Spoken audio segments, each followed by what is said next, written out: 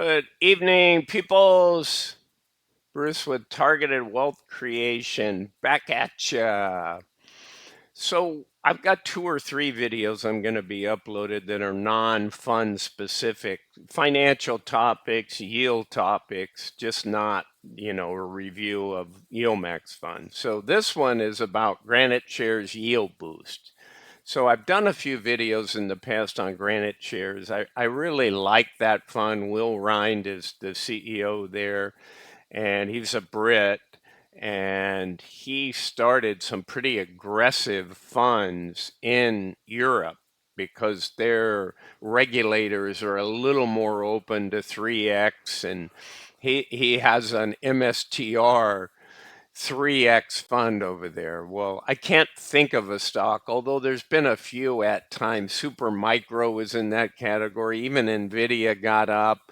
There's some other stocks that Ulti buys that are 165 IVs, right? Implied volatility, which the higher that number, the more volatile. In other words, the more it moves up and moves down, and a flat line would be like just never went anywhere. It was the same price every day or a penny difference. That would be almost a 0%. And a stock that doubled and tripled.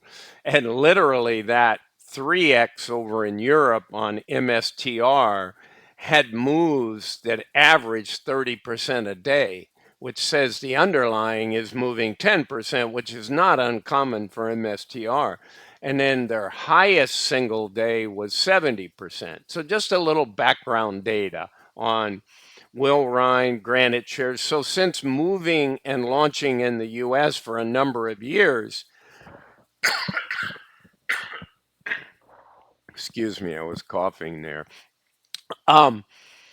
He's been very successful with Granite Shares. They're moving up in size, assets under management, and a lot of us guys in the yield categories have been excited for YieldBOOST to come out.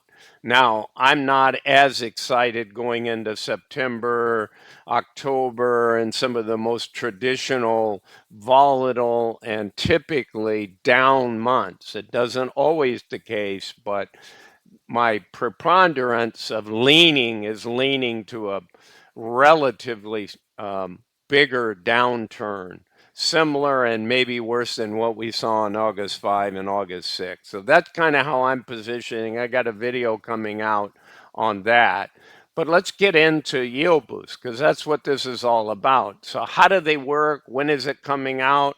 Well, the latest data out on the SEC, if you go to sec.gov and you search that, it's looking like August 23rd. Well, when is that? Well, that's this trading on this week on Friday.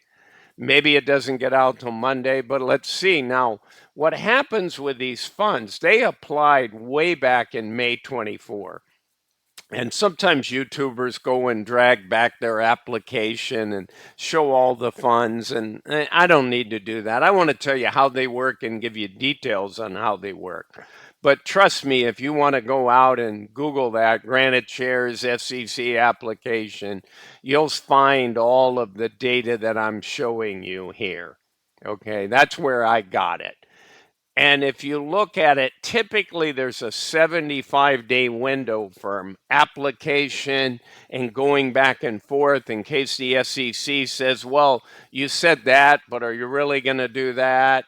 And so unfortunately, when you go there and you say, I'm going to put this fund and it's going to be based on a 2x underlying and I'm going to sell puts, you kind of have to stick to that, right? Whatever you say in your prospectus and your strategy to the SEC, it's not like all of a sudden you can go out and do it on a unleveraged stock and, write calls instead of sell puts or do something like that. There's some limitations. Again, I'm not privy since I haven't been part of the communication, but that's how they work.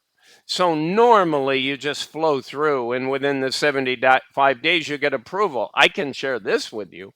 Some of the fund families get approval. I know YieldMax has been in this situation. They get approved on a fund they apply for, And then they change their mind like, well, I'm not ready to launch it. It doesn't appear to be the right time, and they may not ever launch it. So first off, you write up your prospectus, you figure out what you're going to do, and then you apply to the SEC. You go back and forth potentially, then you get approval, and then you launch or don't launch, right? But the other thing that I've noticed with the funds, they're not allowed, from what I understand, anybody can correct me if it's proven wrong, but I haven't seen it, and I watch a lot of them, that they can leak out that it's coming, but they can't put a formal news or press release, right? Within 24 hours, that starts to change. But typically, you'll say, well, Jay said that, next Tuesday they're launching it. And that's okay. But you notice that YieldMax won't put it on their news category next Tuesday we're launching it, maybe the day before. So that's how this stuff sort of leaks, right? And that's what we're operating here. We're operating on some SEC documents that are indicating August 23rd. Again, it's not formal. If you go to Granite Share, they're not saying that. They're not, because they can't, is my understanding. All right, let's jump into how they work and what they do. These are all going to be, again, and that's Granite Shares. That's why I told you in the beginning about the high leverage. They're going to be based on underlying ETFs that are either 2x in nature or some are 3x. Okay. So what I did was I simply did the default of every fund as a leveraged or a 2x fund. And if it's 3x, I noted it as 3x. So what happens here, most of it's category funds. When you get down starting here to the 3xers, or sorry, to the 2xers, I mean, there's 2xers in here, but you'll notice that all of these single stocks, this is a 2xer, but it's on silver, for instance, it's on gold, it's on the VIX, if you're familiar with the VIX, right? That is the volatility index for the S&P 500.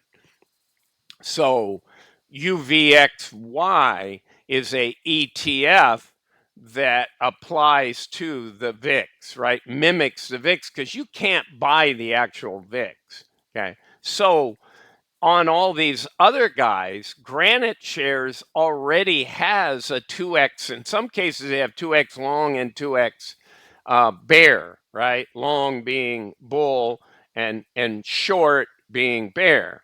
Um, but I think these funds, and we'll know when they get launched, are all bull, okay? But they may end up with trying to go both. But then they're going to have, like I can tell you right here, because I'm very familiar with gold miners. So if I see Nugget here, that's a bull. But there is a Drexion bear fund called Dust that's a 2x on the gold miners. So I'm going with long right now, realizing that they may in fact come out with short or bear funds as well that are leveraged. Okay, so I got all that in. So not a big secret in here. You got some pro shares, a bunch of Direction. I'm probably not pronouncing that perfectly. I remember asking Sylvia Lebonsky, the CEO and CIO of Defiance, that she came from there, and her boss, the chairman of the board of Defiance, both came from there. And so, anyway, I heard her pronounce it, but I don't recall. Not that important. So, pro shares, and then obviously they want to eat their own dog food. When they can use their own fund that has options on the underlying, then they'll do that. All right, why do I say options? All right, well, let's jump into that. So the other only relevant thing, we don't know the expense ratio. I'm guessing, YieldMax does this when, it's higher on their inverse funds. Not that these are inverse, but they're leveraged. So my guess is it's going to be 1% plus, 110, 120. I think YieldMax is 128 on their fund of funds. So that's ballpark. We'll see. Okay. Let's jump into the other factor. The fund, all of this category, will sell put options on the underlying ETF. And I guessed on most of these. Remember that, like a BitX, they say it's going to be based on a futures, Bitcoin ETF. Well, that one is bear, I think. I don't have it in front of me. Um, BITO is bull. Let me just see. But anyway, I'm trying to make a point here on that. Yeah. So, because ProShares has so many of these, both bull and bear. Um, that's not. So let's say that that's 2x bull. Okay. Then they're going to sell puts on top of that. So they're going to sell puts on all of these. What is selling a put? All you guys out there that aren't quite that savvy, I'm going to remind you about something, okay? You have two categories. I should have made a diagram on this. You have calls, okay? And you have puts, okay?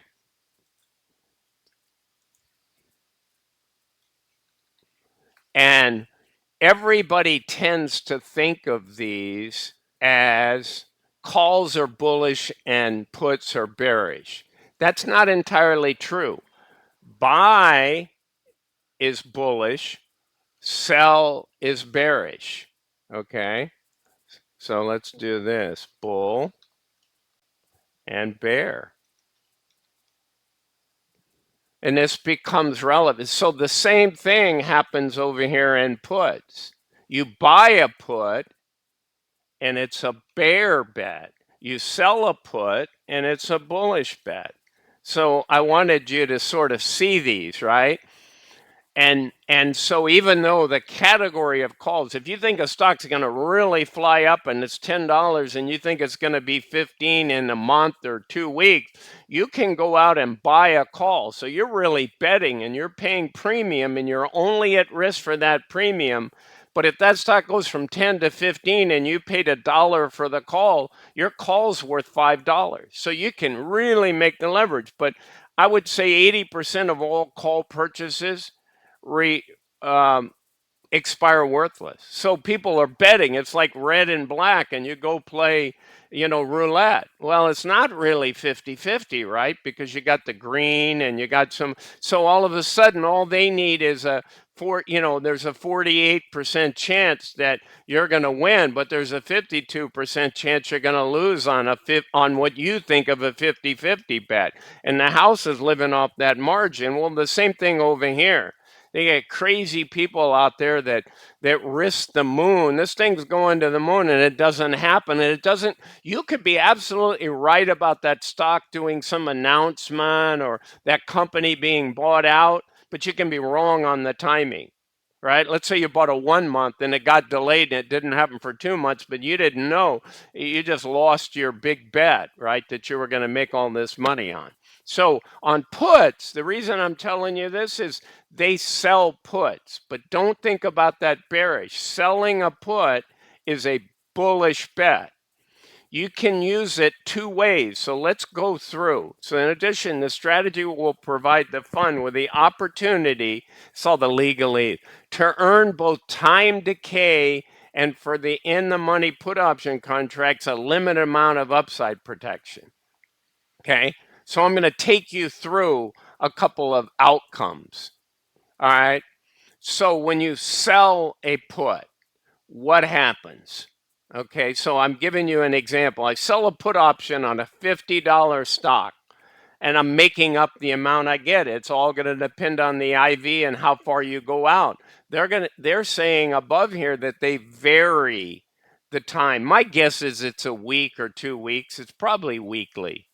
Okay. Similar to YieldMax selling a call and hoping that it comes below this. Well, in selling a put, if you just want to keep the premium and get income, which I'm sure they do, you do not want the stock to drop below your put price. When they write these calls out in YieldMax in a naked weekly call, they don't want it to rise above the strike price on selling the call. And you don't want it to drop below. So let's say that the stock is selling for $50. And you just simply go out 2 weeks in the future when the stock's trading at $50 and you sell a 50 put. Okay. You think you're bullish and you're thinking, you're betting bullish all the time or slightly bullish because often at $50, they won't put it at you because there's no money in it for them. 50.01, they won't put it to you. And usually at the strike price, they won't put it at you. Remember, they gave you $2 for the time premium. And I'm using an example of 2 weeks. So I sell a put option on a $50 stock for $2 out 2 weeks. And the stock's trading at 50 at the time I do this. So what happens in outcome one? The stock stays at 50 or above, 50 or 50.01 at expiration. Then I keep the earned income of $2. Now they're selling these with collateral. They're putting all the fund's money in treasuries, not unlike YieldMax, right? So they got all this collateral and they're not intending necessarily to own the stock. They may be allowed to own some shares, but they may not in these single stock. They could own an ETF, but I think it's going to always be cash settlement. But let's go through a couple scenarios. So let's say, so that one's great. They earn $2. What happens if the stock drops? So I did a scenario. I said the stock drops to $49.50 at expiration and I get put the underlying stock. Well, again, they're going to tell us in the fund when it's ready to launch, they may not be able to own that. If you own single stocks and multiple single stocks, maybe they would be allowed to do that. But otherwise, the fund is typically not allowed to have more than 10% of their capital in a single stock. You can own several single stocks. That is the definition of an ETF, if you will. So this is unclear. But how do you get out of this if you can't just say, well, put it to me at $49.50? Well, in this case, their cost is 50 minus 2, so it's 48. I can just sell it. And I have seen that happen once in a while in YieldMax, where they didn't put it in the non-putting area, right? They got put the stock. It wasn't on, what's the word, flex. It wasn't in flex. If you do it in flex, you select European option and you never get assigned.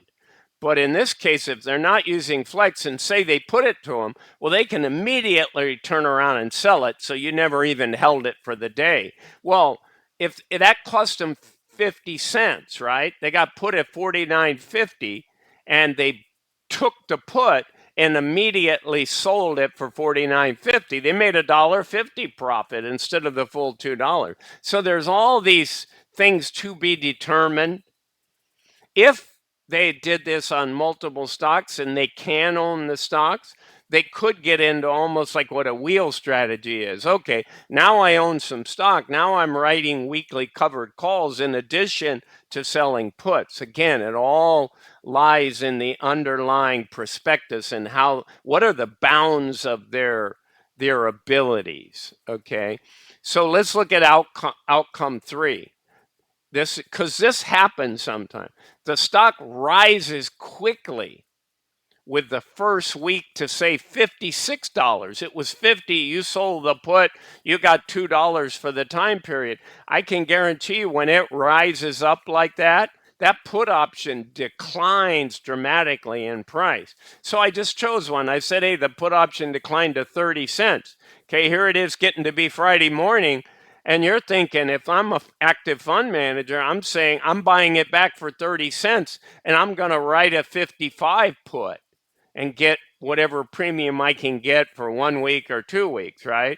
So in that case, you just guaranteed your 170, if you will, a day early, and now you're writing another one. So those are the optional ways. I know if you don't understand the options, you might be lost at this, and there's no way in a 10-minute video that I can just teach you all of that. I need 20, 25 minutes, and I don't want to bore those that don't care. Okay, so needless to say, I think these funds are going to offer the market something.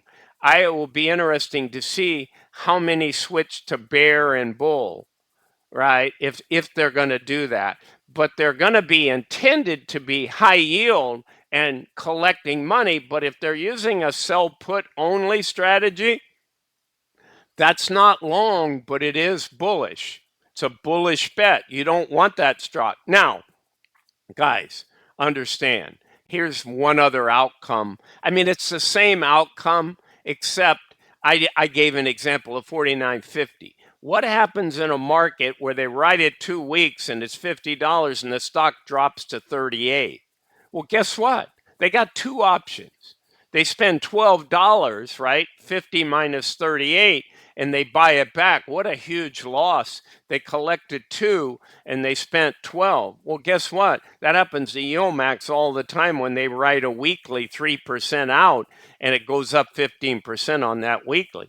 They have some of these. They're ugly, they're brutal. There's not many ways to get out of that, but they do have the option, and no pun intended, on that option to buy it back. Let's say in the first day, all of a sudden they wrote that 50 and some news comes out and says, you know, inflation is going high. The market expects deep recession, kind of like on August 5, and the market drops 5%, and your stock might drop 10%. And these guys say, this doesn't look good. We're going to take our loss and just get out. So they can buy that back. All right. So that's what I got for you on these yield boosts. I'm kind of excited to have another quiver, or sorry, another arrow in the quiver. It's just the more options on income. I like it. Okay, guys, that's what I got for you. Again, this is Bruce with Targeted Wealth Creation. I'm not a financial advisor. This is not financial advice for fun and entertainment. See you guys. Have a great week ahead. Bye for now.